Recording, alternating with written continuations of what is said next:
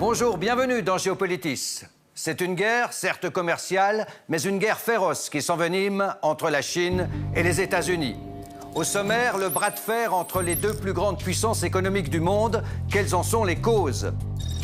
Qui va payer les pots cassés? La Chine est-elle le seul grand méchant loup dans la bergerie du commerce mondialisé? Et l'Europe ne risque-t-elle pas de devenir une victime collatérale de cette surenchère entre les États-Unis et la Chine? Enfin, l'OMC, l'Organisation mondiale du commerce, a-t-elle échoué à réguler le commerce mondial? La guerre des taxes douanières à laquelle nous assistons recouvre une autre guerre stratégique. La Chine et les États-Unis se disputent la suprématie scientifique et technologique. La deuxième économie du monde cache à peine ses ambitions. Elle veut détrôner l'Amérique. Ses téléphones, ses panneaux solaires, ses batteries électriques séduisent les consommateurs que nous sommes. China has been taking advantage of the United States for many, many years. I'm not just talking about during the Obama administration. You can go back long before that. And it's been taking out $400, $500, $600 billion a year out of the United States. And we can't let that happen. Alors oui, c'est vrai, au grand jeu du commerce mondialisé, les Chinois ne sont sans doute pas un modèle de fair play. Il n'y a pas que Trump, les Européens aussi estiment que les Chinois trichent sur les transferts de technologie. On les accuse de déverser une pluie de subventions sur les champions de leur économie. On les accuse de violer les règles de la propriété intellectuelle.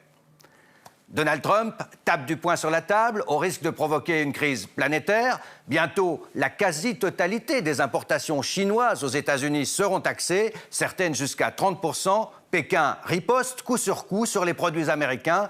Qui sortira vainqueur de ce bras de fer? Cédrine Verguin.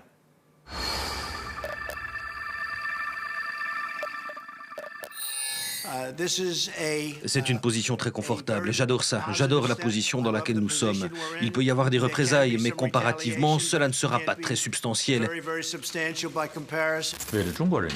Nous réglerons le problème rationnellement dans l'intérêt du peuple chinois, du peuple américain et des peuples du monde. Mais la Chine n'a pas peur et le peuple chinois non plus. Entre les États-Unis et la Chine, la guerre est donc déclarée. La guerre des taxes, et voici pourquoi.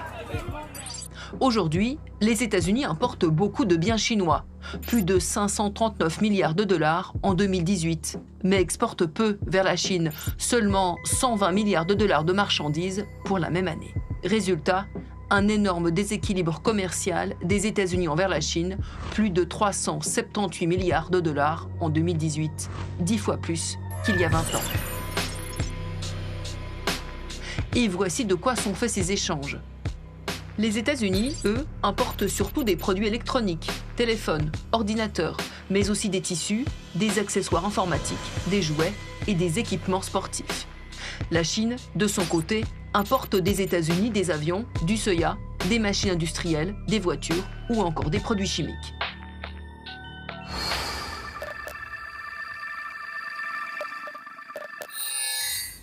Le 8 mars 2018, Donald Trump serre la vis. Aujourd'hui, je défends la sécurité nationale des États-Unis en imposant des taxes sur les importations étrangères d'acier et d'aluminium. Et tout va très vite. En quelques mois, les États-Unis décident de taxer de plus en plus de produits chinois. Voitures, disques durs, composants d'avions. Côté chinois, on riposte sur les produits agricoles et les produits marins. Résultat, depuis le 10 mai, 200 milliards de dollars de produits chinois sont taxés à hauteur de 25%. L'acier, le cuir, le caoutchouc, l'électronique, mais aussi l'électroménager comme les machines à laver, les télévisions, l'ameublement. Il ne restera plus personne en Chine avec qui faire des affaires. Très mauvais pour la Chine, très bon pour les États-Unis. Mais la Chine a profité des États-Unis pendant tellement d'années qu'ils ont une grosse avance. Donc la Chine ne devrait pas répliquer, ça ne ferait qu'empirer les choses. Mais Pékin réplique et peaufine ses représailles en imposant en retour des droits de douane allant jusqu'à 25% sur 110 milliards de dollars d'importation en provenance des États-Unis. Les fruits, la viande de bœuf, le fromage, les amandes, le whisky, les Harley-Davidson, le soya.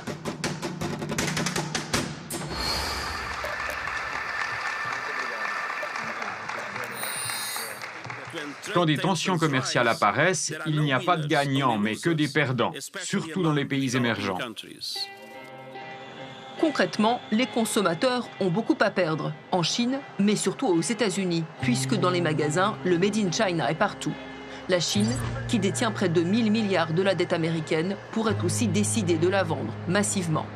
Mais ce qui se joue se situe peut-être bien au-delà des machines à laver et des Harley-Davidson. Une autre course, bien plus ambitieuse. Entre la Chine et les États-Unis, la guerre technologique est déclarée. Bonjour Cédric Dupont. Bonjour. C'est un plaisir de vous retrouver sur le plateau de Géopolitis. Vous êtes professeur à l'Institut des hautes études internationales et de développement à Genève, spécialiste des questions de commerce international. Vous tombez bien. Est-ce que, comme on l'a dit, c'est en ce moment la suprématie sur le monde qui se joue entre les États-Unis et la Chine? En partie, certainement, puisque ce qui est vraiment sous-jacent à ces tensions, c'est le rattrapage ou l'écart technologique entre la Chine et les États-Unis. Et donc, ils essayent de faire changer ça, les Américains. Ils pensent que ce rattrapage va trop vite en raison de politiques inéquitables. Et donc, ils essayent de le faire ralentir autant qu'ils peuvent. Alors là, c'est l'escalade dans cette surenchère des taxes. On n'a jamais vu ça. Non. On a vu des mesures commerciales très ciblées, très intenses dans les années 70 et 80, notamment entre les États-Unis et le Japon. Mais la place du Japon, le statut du Japon, le fait qu'il dépende énormément de la sécurité des armées américaines, vous savez que les Japonais ont tout de suite trouvé, ont très rarement trouvé des accords, des ententes avec les Américains. Et là, on a affaire à un vrai duel de gros muscles qu'on n'a pas encore vu depuis l'après-guerre, d'après la Deuxième Guerre mondiale. Oui, parce que là, c'est près de la moitié des exportations chinoises vers les États-Unis qui sont taxées. Hein. Tout à fait. Et certaines jusqu'à hauteur de 30%. Tout à fait. Et les Chinois, en fait, ont utilisé pratiquement aussi tout le spectre. Donc, on a un spectre très large, puisque les Chinois ont taxé à peu près 110 milliards de dollars, donc la quasi-totalité des importations américaines en Chine. Alors, ils ont appuyé sur certains points qui font plus mal, notamment les produits agricoles, mais le potentiel d'un spectre très large, donc d'une tension commerciale très large, est très clairement établi. Donc, vous êtes en train de me dire, on ne fait pas feu de tout bois dans cette guerre des taxes. Il y a quand même des choses assez ciblées ou... Parce qu'on a le sentiment que ça part dans tous les sens, hein, l'acier, les produits agricoles, etc. Alors, il faut distinguer. Donc là, on parle de la Chine et des États-Unis. C'est vrai que Trump a ouvert aussi d'autres... donc lui, il a plusieurs fronts ouverts. Il a utilisé le front chinois, où essentiellement, c'est ce qu'il considère des politiques inéquitables, de la concurrence inéquitable, du vol de propriété intellectuelle, du transfert technologique forcé. Mais il a aussi ouvert d'autres chantiers qu'il appelle de sécurité nationale, dans le domaine de l'automobile ou de l'acier et de l'aluminium, qui sont des mesures ou des chantiers globaux qui visent autant la Chine que le Japon, la Corée du Sud ou l'Union européenne. Et donc, on fait un peu feu de tout bois. Ceci dit, on appuie pour l'instant plus sur certains points que sur d'autres. Alors, Trump invoque le déficit commercial. Est-ce que c'est aussi grave pour un pays d'avoir un déficit commercial comme celui des États-Unis? Alors, la réponse que les économistes vous donneraient, c'est que ça dépend. Ça dépend de la situation du pays, de la taille, de la confiance qu'ont les investisseurs dans un pays, du statut de sa monnaie. Pour les États-Unis, en fait, c'est une bonne chose. Ça a été une bonne chose, c'est une bonne chose. Les États-Unis sont en déficit commercial continu depuis 1982. Ils sont en croissance continue depuis l'après-crise financière 2009 et ils sont à un taux de chômage historiquement bas. Donc si le déficit était une si mauvaise chose, ils ne seraient pas dans la situation actuelle. Et pour résumer, en fait, les États-Unis consomment beaucoup et ça se traduit par un déficit commercial. Et en retour, les étrangers investissent massivement aux États-Unis. Et puis, il n'y a pas que la Chine qui est coupable de ce déficit commercial américain, au fond. Non, bien sûr que non. Les prochains sur la liste, mais beaucoup plus bas, mais c'est vrai, en fonction de la taille du pays, c'est le Mexique, ensuite le Canada, le Japon, l'Allemagne, qui ont un déficit commercial peut-être 6 fois moins élevé que la Chine. Mais lorsqu'on voit la taille de la Chine, finalement, on est dans une échelle qui est toujours très lourde. Et c'est pour ça, d'ailleurs, que Trump en veut beaucoup aux Allemands, notamment, et aux Japonais. On s'attendait, fin avril, à ce que les négociations entre les deux aboutissent, et tout d'un coup, tout s'est bloqué. Pourquoi ? Alors, la raison invoquée, c'est que les Chinois ne veulent pas légiférer. Donc, les changements demandés par les Américains, ils ne veulent pas que ça devienne des lois. Pour la raison que peut-être ils ne veulent pas montrer un signe de faiblesse interne, ou aussi parce qu'ils pensent que ces lois ne seront pas applicables ou ils ne pourront pas les appliquer parce que finalement, certaines provinces pourraient un peu rechigner à les mettre en œuvre suffisamment rapidement. Mais Trump, à travers ce bras de fer, il veut tout de même que les Chinois reviennent à la table des négociations. Absolument. Ils ne sont pas partis. C'est un peu une danse. Hein. Ils viennent, ils partent, ils repartent. Qu'on aboutisse dans ces négociations. Qu'ils aboutissent, absolument. Il en a vraiment besoin parce que lui, effectivement, c'est une promesse électorale de montrer le déficit commercial, que ce soit une bonne chose ou une mauvaise chose. Pour lui, c'est quelque chose qu'il veut réduire. Ce qu'il a promis à son électorat de base, c'est-à-dire l'Américain modeste, et il a une année, plus ou moins, pour le faire. Et donc, plus les Chinois prennent du temps pour explicitement se mettre au diapason, si vous voulez, plus il va en pâtir électoralement. Au final, qui va payer les pots cassés de cette crise taxe douanière pour l'instant? Est-ce que ce n'est pas les consommateurs, et aux États-Unis et en Chine?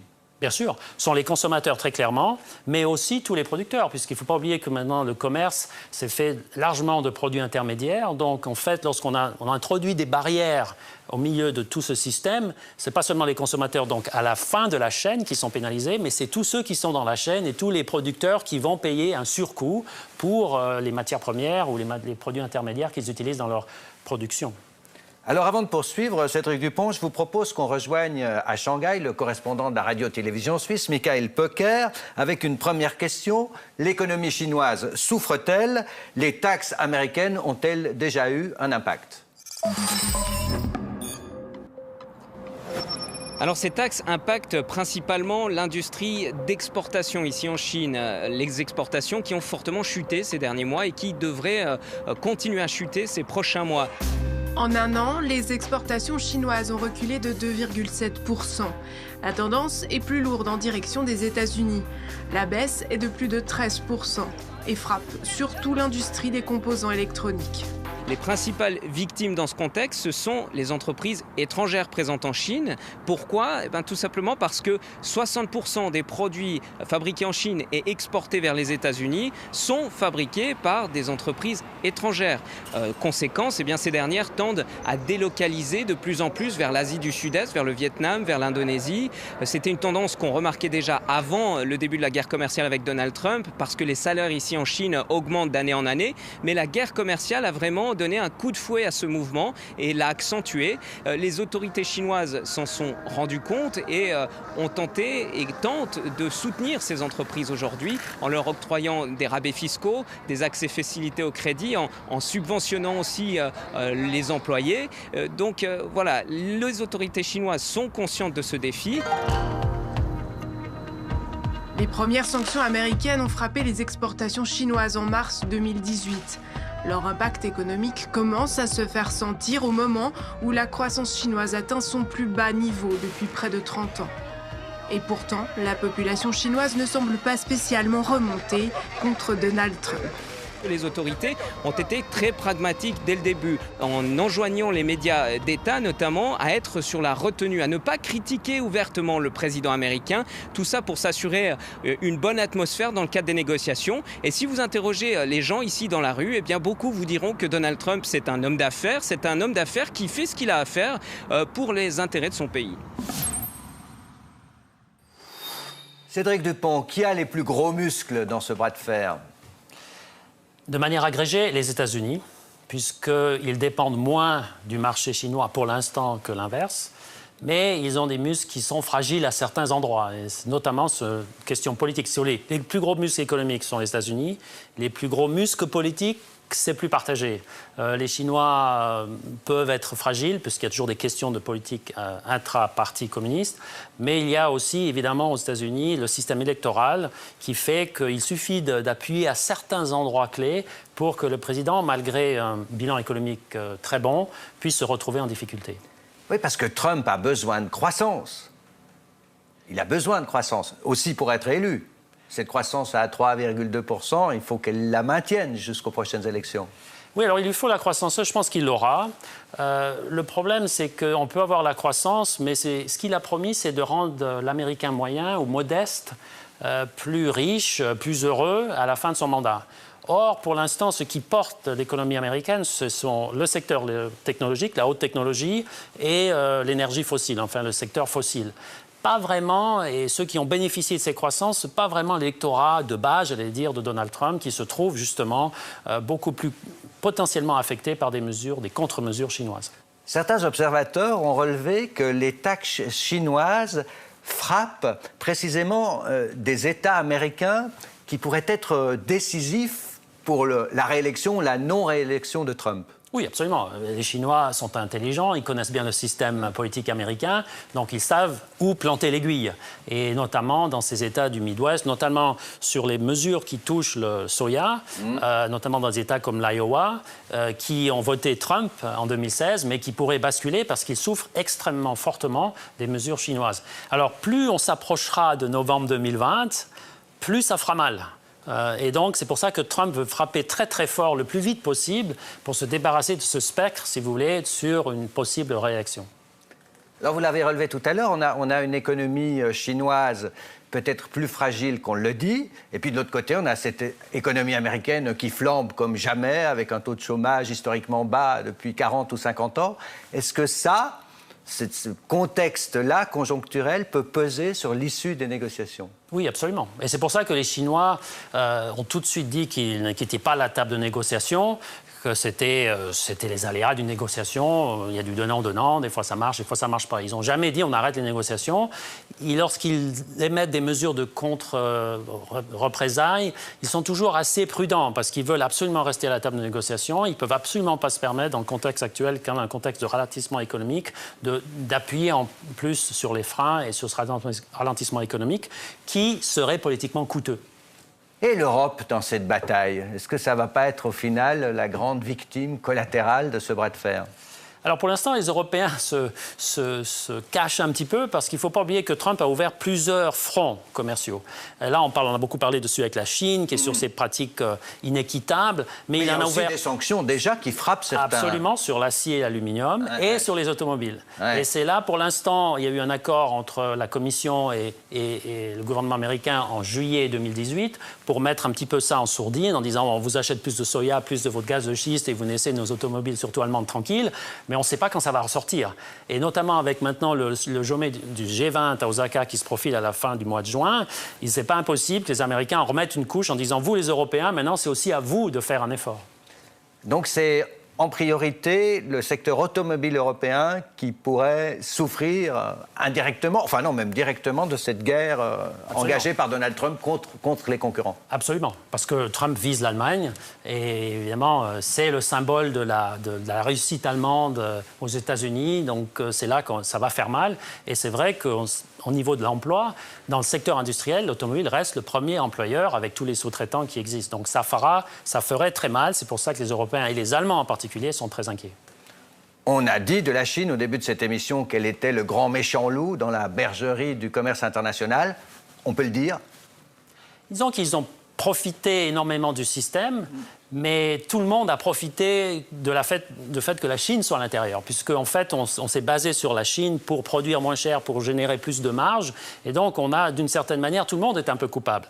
La difficulté, c'est que la Chine, maintenant, a une diversité en termes de son modèle économique, on pourrait appeler un capitalisme d'État, et c'est ça qui fait mal. Donc on est en train de s'entrechoquer avec un capitalisme néolibéral extrême et un capitalisme d'État, et ça pose problème à l'intérieur de la bergerie. Ben justement, mais est-ce que la Chine s'est vraiment engagée à faire les réformes auxquelles elle s'était engagée au moment de son adhésion à l'OMC? Elle le dit oui, les autres disent non. Et je pense que les autres ont probablement un peu plus raison, notamment sur les questions de transparence et les questions de subvention. Mais ce qu'il faut aussi voir, c'est que toutes les règles, l'OMC n'a pas toutes les règles à l'heure actuelle pour maîtriser ce que les États-Unis reprochent à la Chine. Et donc, il faudrait une réforme de certaines règles ou l'ajout de certaines règles. Et évidemment, comme le système demande un consensus, les Chinois vont prendre leur temps. Est-ce que ce bras de fer Chine-États-Unis, c'est pas le reflet aussi, quelque part, d'un échec de l'OMC, de son incapacité à réguler vraiment le commerce international? On peut le voir comme un échec ou comme un succès, c'est-à-dire que finalement, ils ont ouvert une espèce de boîte de Pandore qui fait qu'on va libéraliser de plus en plus. Et dans ce jeu de libéralisation, il y a des pratiques qui changent, qui se développent, il y a des inventions technologiques, il y a un glissement des marchandises aux services. Et le système, si vous voulez, ne se met pas à jour aussi rapidement qu'il devrait se mettre à jour. Et Trump, de toute façon, lui préfère résoudre les questions en tête-à-tête plutôt que dans une enceinte multilatérale comme l'OMC. Trump est impatient. Et donc, un système multilatéral est toujours un système où les impatients, je veux dire, ne s'y trouvent pas et va beaucoup trop lentement. Et donc, pour lui, il y a d'autres manières d'aller beaucoup plus vite en tapant sur la table, en dehors de ces arènes multilatérales. Merci, Cédric Dupont. Merci. C'était un plaisir de vous recevoir sur le plateau de Geopolitis. Le 1er janvier 1995 voyait le jour à Genève une nouvelle institution internationale. L'OMC, l'Organisation mondiale du commerce, comptait alors 135 membres, mais pas la Chine. La naissance de l'OMC, c'est notre rubrique ce jour-là qu'a préparé pour vous Joost von Reding.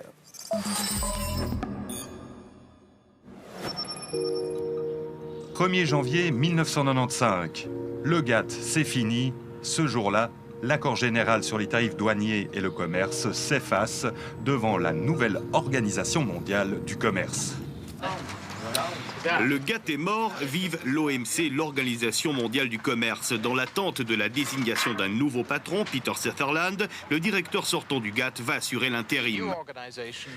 La nouvelle organisation va offrir une bien meilleure sécurité pour le commerce mondial. Elle aura enfin les structures capables de régler efficacement les échanges internationaux comme on le souhaite depuis la Seconde Guerre mondiale. L'OMC sera mieux armé pour faire respecter les règles du jeu. Un groupe d'experts pourra ordonner des sanctions contre un pays qui aura violé ses engagements, par exemple s'il ferme sans raison ses frontières à la concurrence étrangère. Dans l'ancien GATT, les sanctions devaient être approuvées par tous les pays membres, un consensus qu'il était bien difficile à atteindre. Fin 1995, une année après sa naissance, l'OMC réunissait 135 États, mais ni la Chine ni la Russie ne font partie du lot. À l'époque, la Chine n'était pas encore le géant qu'elle est devenue.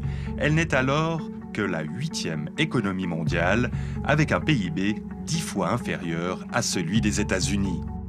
Le Japon est alors 2e, devant l'Allemagne et la France. Premier chantier auquel va s'attaquer la nouvelle OMC, l'agriculture. L'organisation devra mettre de l'ordre là où chaque pays essaye d'écouler ses excédents à l'étranger, mais veut en même temps se barricader contre la concurrence étrangère. Deuxième chantier, les services. Alors que le GATT ne s'occupait que du commerce de marchandises, l'OMC va également s'attaquer à ce secteur-là. Chacun devrait avoir les mêmes chances pour implanter ou gérer une banque ou une assurance dans un pays membre. Troisième chantier, enfin, la protection de la propriété intellectuelle. L'adhésion de la Chine en 2001 compliquera encore la tâche. Aujourd'hui, l'Organisation mondiale du commerce compte 164 pays, une visibilité pour Genève qui n'était pas gagnée d'avance. L'ambitieuse organisation du commerce mondial reste à Genève. L'Allemagne n'a pas réussi à la tirer à bonne. La Suisse a dû mettre le prix. Il faudra loger quelques 200 fonctionnaires internationaux supplémentaires dans l'aile abandonnée par le Haut Commissariat pour les réfugiés. Pour garder l'OMC sur les rives du Léman, Berne a également dû accepter d'exonérer tous les fonctionnaires internationaux de la TVA et de délivrer à leurs familles un permis de séjour qui s'apparente au permis C. Pour préparer cette émission, nous nous sommes plongés dans la revue Diplomatie, l'édition d'octobre-novembre 2018, un dossier très complet intitulé « Vers une guerre commerciale mondiale ». Nous avons revu une édition de C'est dans l'air, c'était le 8 mai sur France 5 avec cette intervention de Philippe Dessertine sur le risque d'emballement de cette crise. Vraiment, il faut avoir conscience que le paysage économique mondial est un paysage dans lequel on est, ce qu'on appellerait en économie, dans une fin de cycle. Et donc là-dessus, vous rajoutez le fait que vous ayez une tension commerciale, ça va accélérer, on va dire, le risque de ralentissement. Et là, pour le coup, vous risquez de rentrer en récession. On sait que l'Allemagne là, était pas loin, l'Italie est pas loin. On peut avoir des situations dans lesquelles des gros pays se retrouvent en difficulté et pour le coup, avec ce qu'on appelle l'effet domino. C'est-à-dire les États-Unis ne peuvent pas non plus être complètement insensibles à ce risque-là. Enfin, nous avons vu un documentaire diffusé précédemment sur Arte, comment le gouvernement chinois s'active, séduit, espionne tous azimuts pour capter le meilleur de la technologie occidentale. En Chine, la course à l'innovation est la priorité du régime. Mais ces dernières années, sa boîte à outils était un peu trop sommaire.